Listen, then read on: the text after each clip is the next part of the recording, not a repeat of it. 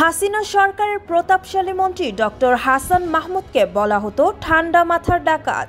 কারো ওপর একবার নাখোশ হলেই তার আর নিস্তার নেই।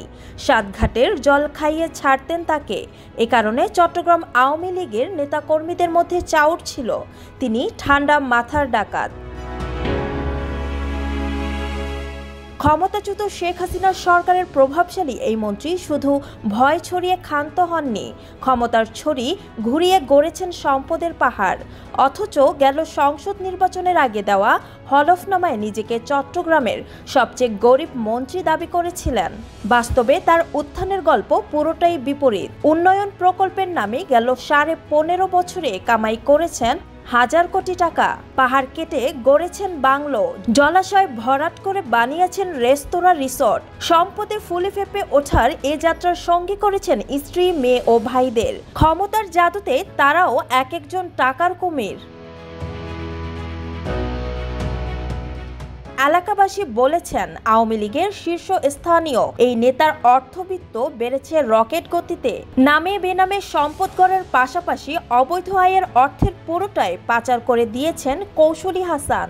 বেলজিয়াম ও দুবাইয়ে তার অঢেল সম্পদ থাকার প্রাথমিক প্রমাণও পেয়েছে দুর্নীতি দমন কমিশন। চট্টগ্রামের পুরো জনপদে হাসান মাহমুদ নামটি এখন ভয়ের আতঙ্কের।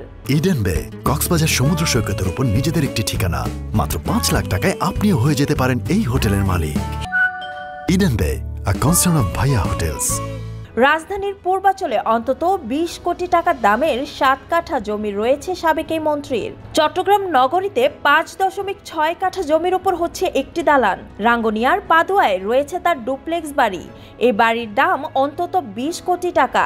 বিদেশি ফিটিংসের নজর কাড়া এই বাড়ির নাম দিয়েছেন সুখ বিলাস। রাঙ্গুনিয়ার ইছাখালীতে প্রায় 16 একর জায়গায় গড়েছেন বাংলো। পাহাড় কেটে এই বাংলো গড়ে তুললেও তার বিরুদ্ধে কথা বলার সাহস পাননি পরিবেশ অধিদপ্তর। পাশে সরকারি ভূমি দখল করে আনারস, কলাসহ বিভিন্ন ফলদ ও বনজ গাছ লাগিয়েছিলেন। বাংলোর পাশে বিএনপি নেতার মালিকানাধীন একটি পেট্রোল পাম্প দখল করে নেন এই মন্ত্রী। পরবর্তী 5 আগস্টের পর সেই পেট্রোল পাম্প ও বাংলোতে আগুন দেয় বিক্ষুব্ধ জনতা। শুধু মন্ত্রীই নন, তার স্ত্রী নুরান ফাতেমাও নামে বেনামে শত কোটি টাকার মালিক হয়েছেন। এর একটি বড় অংশই পাচার করেছেন তারা। হাসান মাহমুদ নিজেও উন্নয়ন প্রকল্প থেকে কমিশন বাবদ নেওয়া হাজার কোটি টাকা বিদেশে পাচার করেছেন হুন্ডির মাধ্যমে। অভিযোগ রয়েছে, ঠিকাদারদের কমিশনের টাকা বিদেশে দিতে বলতেন তিনি। নাম প্রকাশে অনিচ্ছুক এক ঠিকাদার বলেন, বেলজিয়াম ও দুবাইয়ে অঢেল টাকা পাচার করে সাবেক এই মন্ত্রী। তিনি যেভাবে চাইতেন সেভাবেই আমরা পৌঁছে দিতাম তার কমিশনের টাকা। অথচ সর্বশেষ হলফনামায় হাসান তার স্থাবর অস্থাবর মিলিয়ে মাত্র 1 কোটি টাকার সম্পদ রয়েছে বলে উল্লেখ করেন। ছাত্র জনতার গণ অভ্যুত্থানে 5 আগস্ট পদত্যাগ করে ভারতে পালিয়ে যান শেখ হাসিনা। এরপরই সপরিবারে বেলজিয়ামে পালিয়ে যান হাসিনা সরকারের প্রভাবশালী এই মন্ত্রী। সে দেশের নাগরিকত্ব রয়েছে তার পরিবারের সব সদস্যের।